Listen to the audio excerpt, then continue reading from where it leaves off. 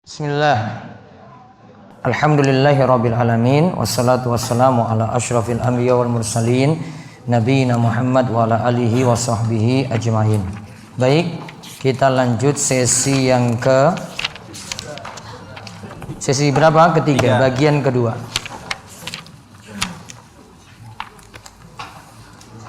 Halaman 15.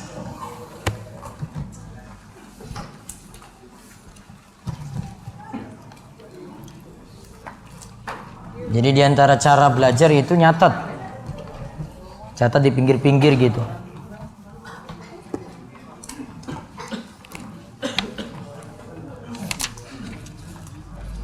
Nih buku catatan nih kayak begini nih.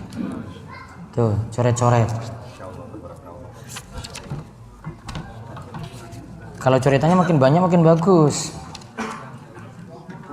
Kalau bukunya masih baru ya nggak tahu itu tolibul ilmi apa tolibul apa ngono lho. Tolibul ilmi nyata. Nanti malam setelah Isya nanti jam 8 kita kajian di lapangan angkringan. Yo angkringannya bayar, ngajinya gratis. Mikir sih. Nanti kita bahas ini. Saya punya buku Akhta Syai'a fil buyu. Kesalahan yang sering terjadi dalam jual beli. Wa hukmu ba'dil muamalat al-hammah. Dan hukum sebagian muamalah yang penting-penting. Terjemahannya sudah ada, ini terjemahannya. Terbitan Al-Qawam. Halal haram dalam bisnis kontemporer. Ini saya mau bacakan ini nanti. Oh, ini nggak dibagi Pak Yoyo. Ini cuma satu. Nanti kita bahas di lapangan ya. Nanti ada sesi tanya jawab juga. Baik. Ini masih fisiknya masih kuat nggak? Masih. Tadi sudah diisi dah. Maksudnya. Gimana Pak? Pripun kabarnya Pak? Saya. Alhamdulillah. Iya, datang langsung makan. Itu tolibul ilmi apa kuwi? Wis saiki anteng sih.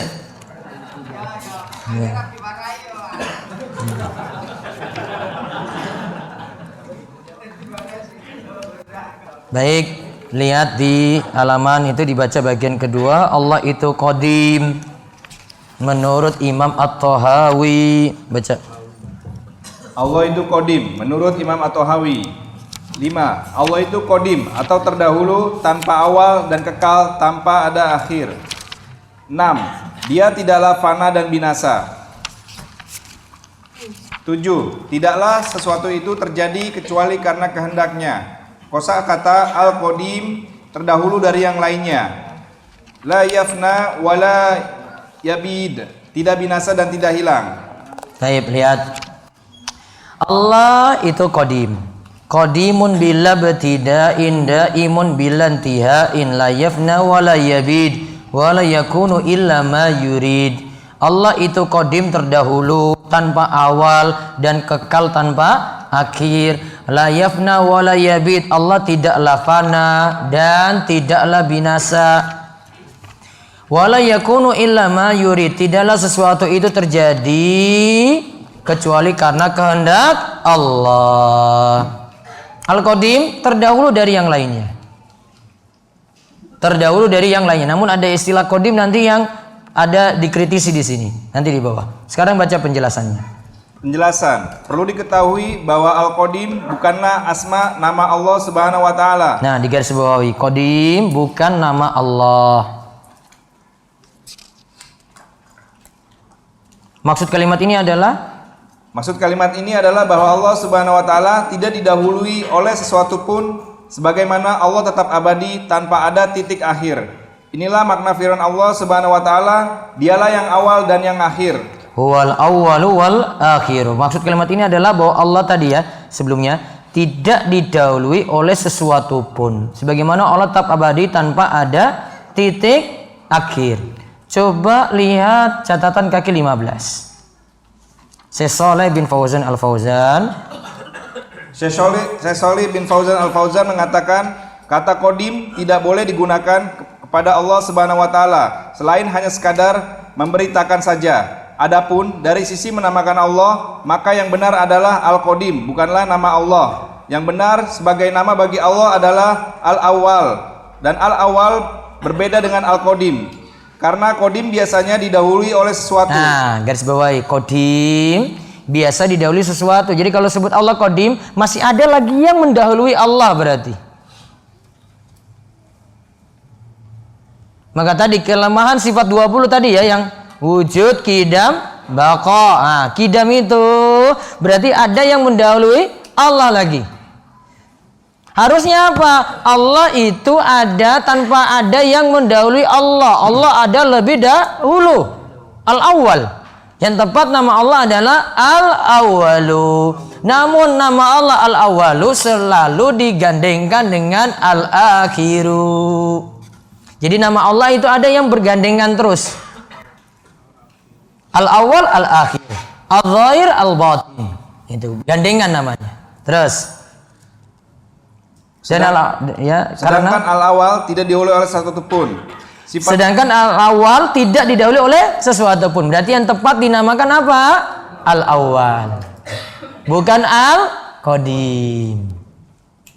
Ya, dinamakan dengan Al-Awwal. Al-Awwal ada dalilnya enggak? Tadi itu Al-Hadid ayat 3. Wal awwalu wal akhiru. Wal zahiru wal batinu. Terus catatan kaki lagi masih sifat Allah boleh. Sifat Allah boleh dikaitkan dengan Qadim sebagaimana terdapat dalam doa ketika masuk masjid. Artinya, aku berlindung kepada Allah yang Maha Agung dengan wajahnya yang mulia dan kekuasaannya yang qadim dari setan yang terkutuk. Nah, kekuasaan yang qadim, a'udzubillahil azim wa biwajhihil karim wa sultanihil qadim. Minasyaitonir rajim wa sultanihil qadim. Kekuasaan Allah yang qadim, yang lebih dahulu ada. Qadim ini dikaitkan dengan yang lain. Ya, kekuasaan. Kalau ini masih boleh. Namun kalau namakan Allah sendiri harus dengan Al-Awwal. Berarti kesimpulannya, namakan Allah itu harus dengan dalil. Berarti Asmaul Husna harus pakai dalil. Asmaul Husna itu harus pakai dalil. Ya, Asmaul Husna harus pakai dalil. Nggak ada dalil nggak boleh.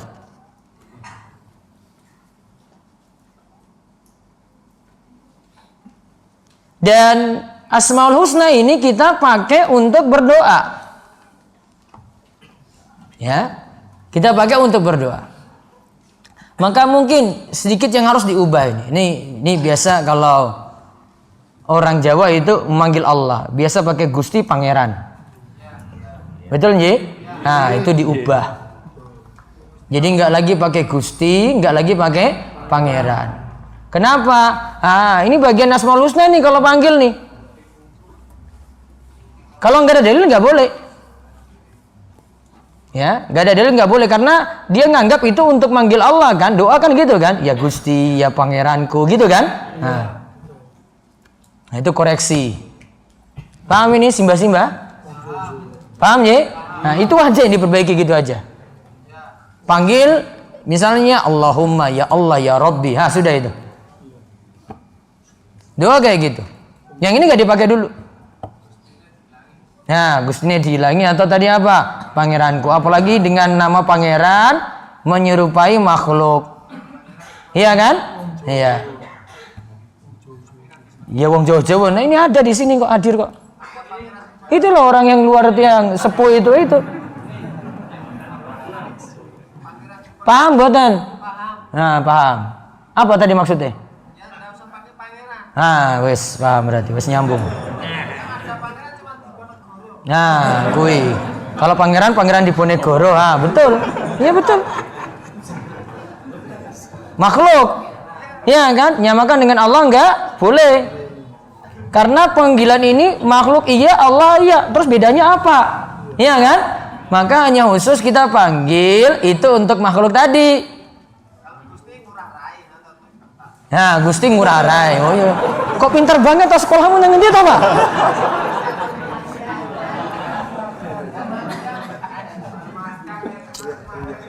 Teko bar madang. Ya, tapi nyambung juga dia. Baru kali ini nyambung dia itu.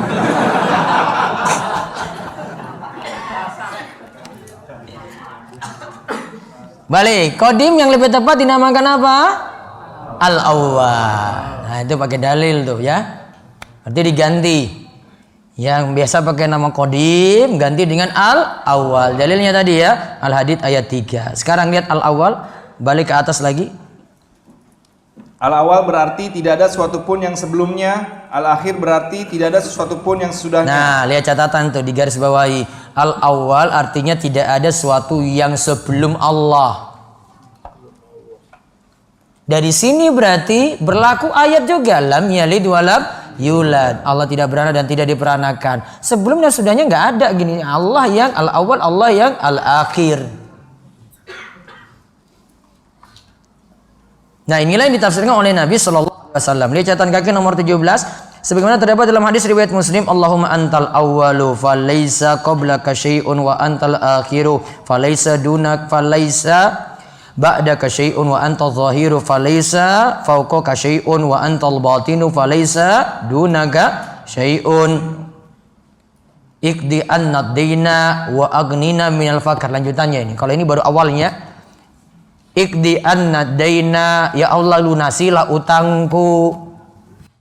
Wa agnina minal fakar, dan cukupkanlah aku, jauhkanlah aku dari kefakiran.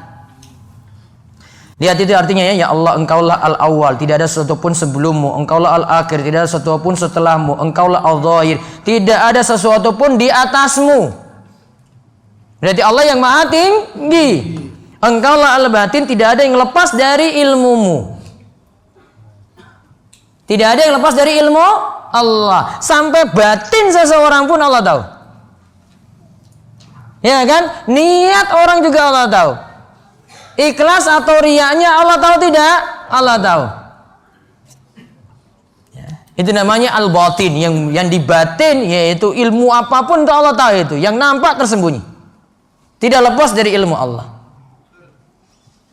Ya, ini salah satu dalil yang menunjukkan nama Allah al-awwal dan al-akhir. Definisi al-awwal al-akhir langsung dalam tekstual hadis.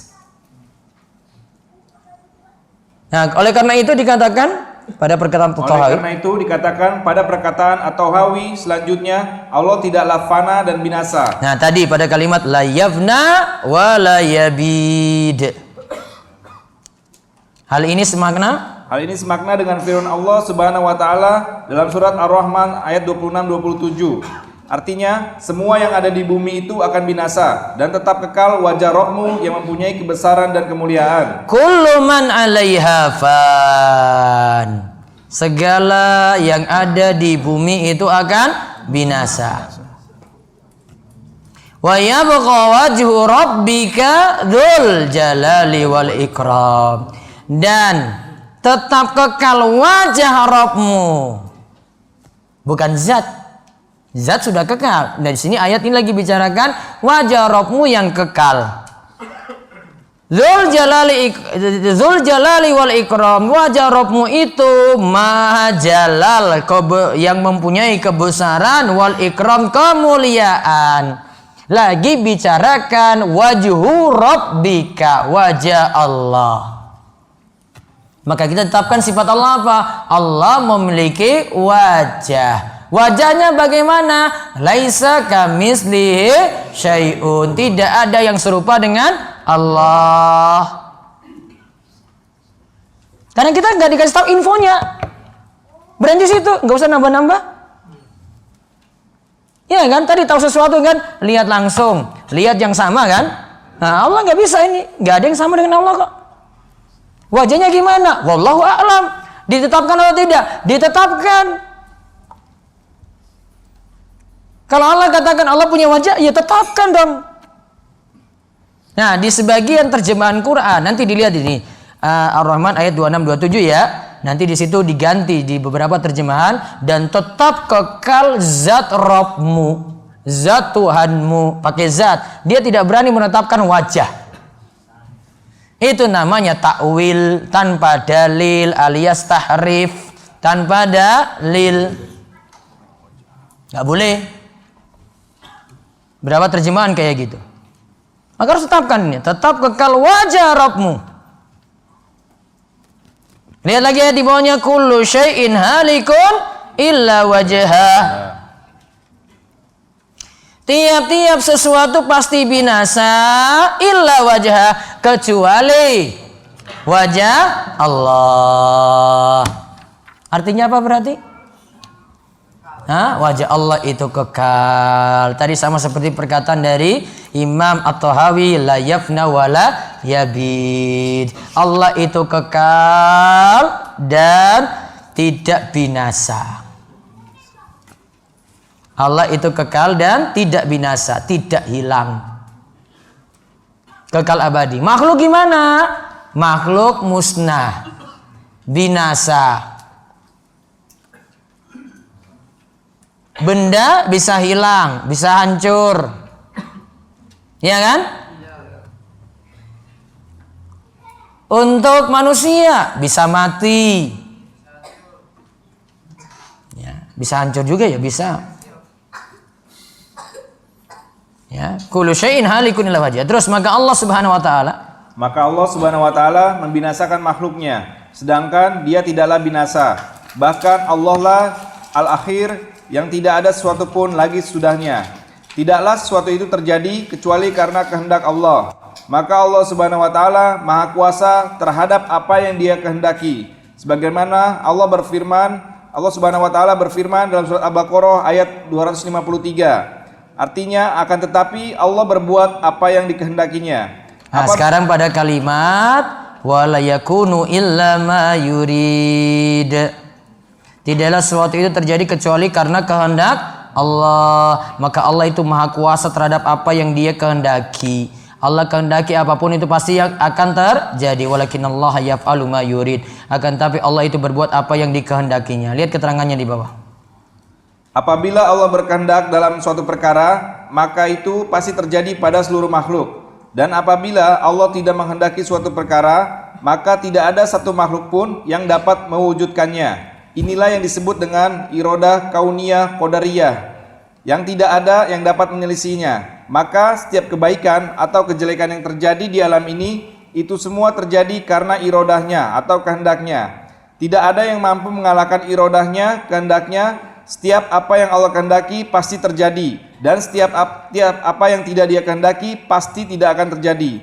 Dalil yang menunjukkan hal ini amatlah banyak. Lihat. Sini ada namanya iroda kauniyah qadariyah. Iroda ada dua macam. Iroda itu tadi terjemahannya kehendak. Iroda ada dua macam. Yang pertama iroda kauniyah, yang kedua iroda syar'iyah.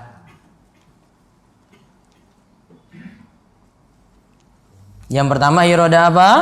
Kauniyah. Yang kedua iroda syar'iyah. Apa itu iroda kauniyah? Kehendak Allah yang pasti terjadi. Namun belum tentu Allah cintai. Iroda kauniyah ya adalah kehendak yang pasti terjadi, namun belum tentu Allah cintai. Contoh, tulis contohnya.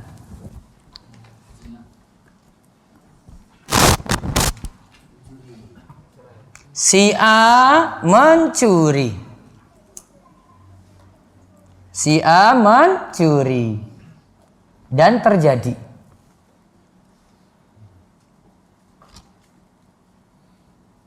Masuk dalam iradah enggak? Iya, masuk dalam iradah. Namun ketika mencuri ini terjadi, Allah cintai enggak? Tidak. Gitu ya. Mencurinya atas keinginan manusia enggak? Iya. Allah maksa enggak untuk mencuri? Tidak. Allah cintai enggak? Tidak. Terus yang kedua, iradah syar'iyah adalah kehendak Allah yang belum tentu terjadi,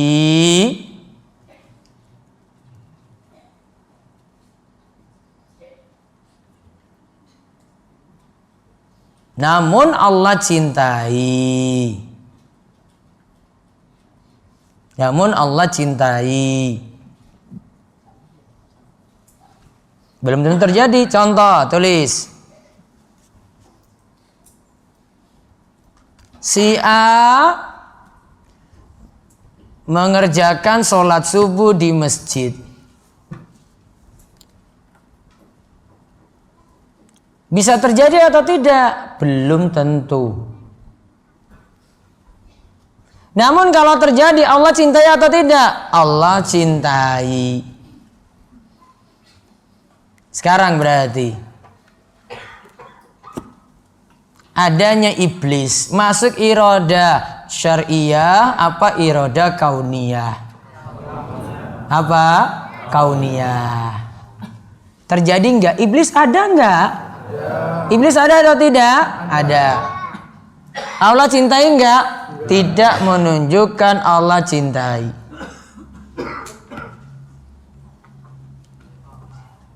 Contoh lagi, Fir'aun kafir. Iradah syariah apa kauniyah? Kauniyah. Terjadi enggak? Terjadi. Allah cintai enggak? Tidak, Allah cintai.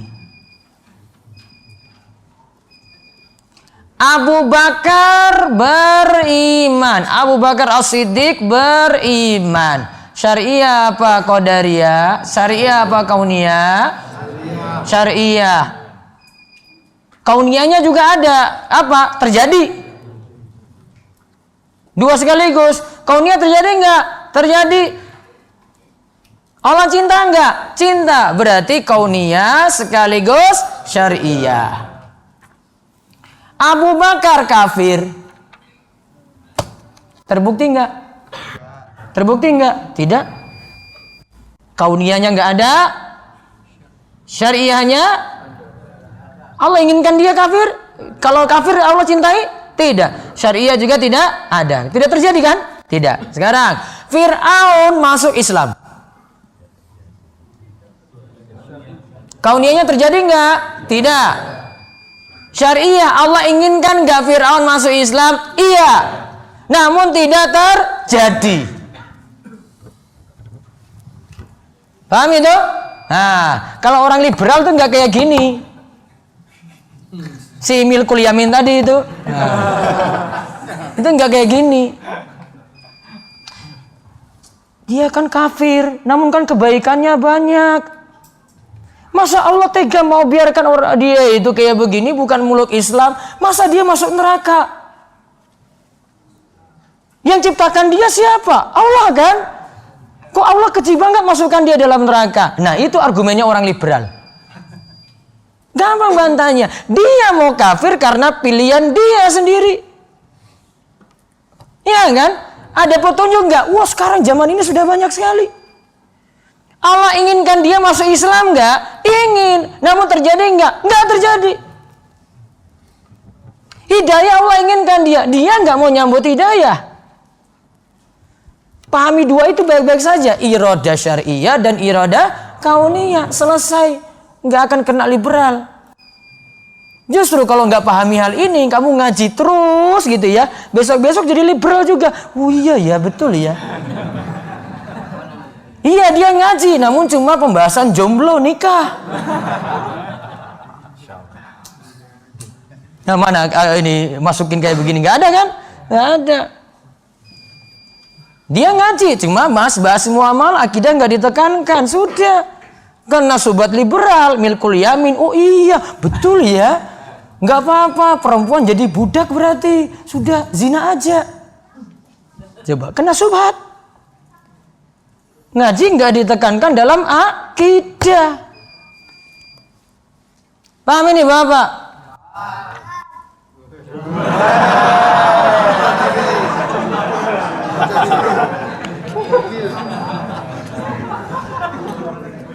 Lanjut lagi. Anak kecil aja paham kok. Terus tidak ada yang bisa menggapai ilmu Allah. Tidak ada yang bisa menggapai ilmu Allah. 8. Dia tidak dapat digapai atau diliputi ilmunya oleh zon, sangkaan. Tak dapat pula dicapai atau diliputi ilmunya oleh pemahaman. 9. Dia tidak menyerupai makhluknya. 10. Dia maha hidup, tak pernah mati, dan maha memelihara segala urusan makhluknya yang tak pernah tidur. Kosakata latablughul auham. Terus perasaan tidak dapat menggapai ilmunya. Terus al-anam, Makhluk al-qayyum, yang maha mengurusi segala sesuatu, menjaga dan melindunginya. Taib, la tablughul auham wa la tudrikul afham. Allah tak dapat digapai diliputi ilmunya oleh zon, sangkaan. Tak dapat dicapai diliputi ilmunya oleh pemahaman. Artinya tidak semua mengetahui ilmu yang ada di sisi Allah. Nanti ada penjelasannya. Wala yushbihul anam. Allah tidak menyerupai makhluknya, makhluk tidak menyerupai Allah, Allah tidak menyerupai makhluknya. Makhluk kalau dengar 10 orang bicara, dia butuh waktu untuk dengar satu persatu. Ya kan? Ngajak bicara 10 orang. Dia butuh ngantri nggak untuk dengar itu? Butuh nggak? Butuh. Tunggu Pak. Yang 9 tunggu, saya dengar ini dulu, ya kan? Nah, ngantri kedua, ngantri ketiga, ngantri keempat, ngantri kelima, ya kan? Nah. Makhluk lemah. Allah gimana? Semua makhluk berdoa, 10 orang berdoa tadi. Allah sanggupi dengar dan jawab nggak? Iya. Wala yushbihul anam. Allah tidak menyerupai makhluknya. Makhluk serba lemah. Ya, Allah berdiri sendiri, tidak bergantung pada makhluknya. Makhluk masih bergantung pada yang lain. Butuh makan, ada yang lain itu. Masih butuh pada yang lainnya. Nanti laki-laki butuh perempuan. Ya kan? Butuh ada pasangan, lengkapi. Maka yang menikah itu menyempurnakan separuh agama. Yang belum nikah, separuh agama wae urung.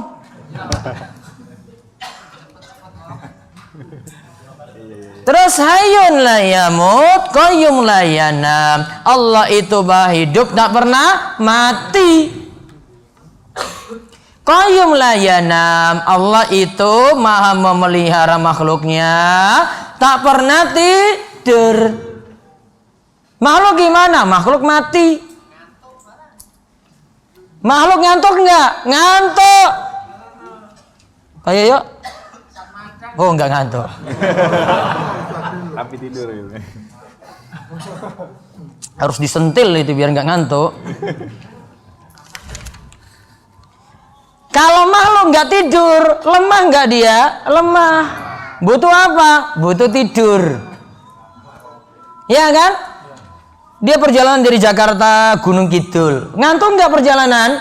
Ngantuk walaupun sudah tidur di belakang mobil. Ya kan? Sampai di DS Darussolin ngantuk.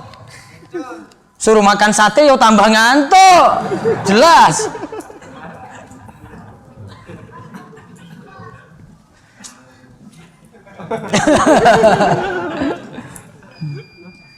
Sudah bangun berarti. Penjelasan. Sungguhnya ilmu Allah Subhanahu wa taala tidaklah diliputi atau diketahui secara detail oleh satu makhluk pun. Nah, ilmu Allah tidak ada satupun makhluk ketahui secara detail. Mau liputi ilmu Allah nggak bisa dia. Cukup apa yang Allah ajarkan sudah, itu yang makhluk itu tahu. Baca keterangannya lagi, maka tidak ada satupun Halaman berikut. Maka tidak ada satupun perasaan atau zon, pikiran, khayalan, angan-angan yang dapat meliputi mengetahui ilmu Allah secara detail. Tidak ada seorang makhluk pun yang dapat mengetahui zat Allah. Sebagaimana pula Allah tidak menyerupai makhluk pun dalam zat dan asmanya atau namanya, begitu juga dalam sifat dan perbuatannya. Maha suci Allah Subhanahu wa taala, tidak ada yang semisal dengannya. Allah itu hidup dan tidak mati, sebagaimana Allah Subhanahu wa taala berfirman dalam surat Al-Furqan ayat 58 yang artinya, dan bertawakallah kepada Allah yang hidup atau kekal yang tidak mati. Wa tawakkal 'alal hayyil ladzi la yamut. Tawakallah kepada Allah yang hidup, maha hidup, alladzi la yamut, yang tidak mati. Terus Allah juga berfirman, kullu syai'in wa halikun illa wajha. Artinya, tiap-tiap sesuatu pasti binasa kecuali wajah Allah. Nah, maka Allah maha hidup, makhluk mati. Terus Allah itu maha hidup. Allah itu maha hidup dan tidak mengalami kematian. Allah senantiasa mengurusi yang lainnya tanpa dihinggapi rasa kantuk bahkan tidur, sehingga tidak hancurlah keseimbangan seluruh alam ini. Bahkan Allah mengurusi seluruh kekuasaannya. Maha suci Allah Subhanahu wa taala.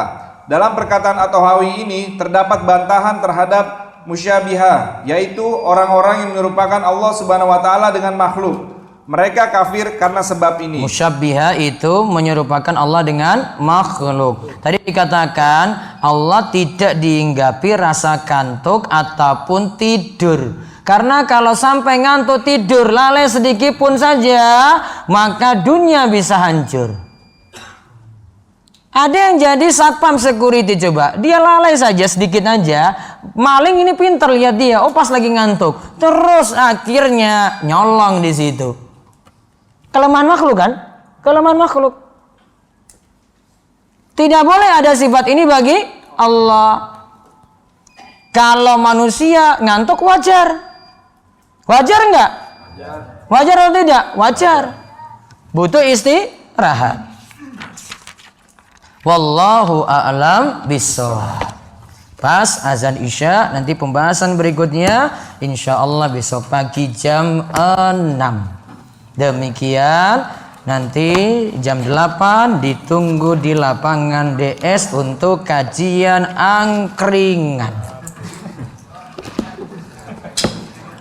Kita cukupkan, kita tutup dengan doa kafaratul majelis. Subhanakallahumma bihamdika asyhadu an la ilaha illa anta astaghfiruka wa atubu ilaik. Assalamualaikum warahmatullahi wabarakatuh.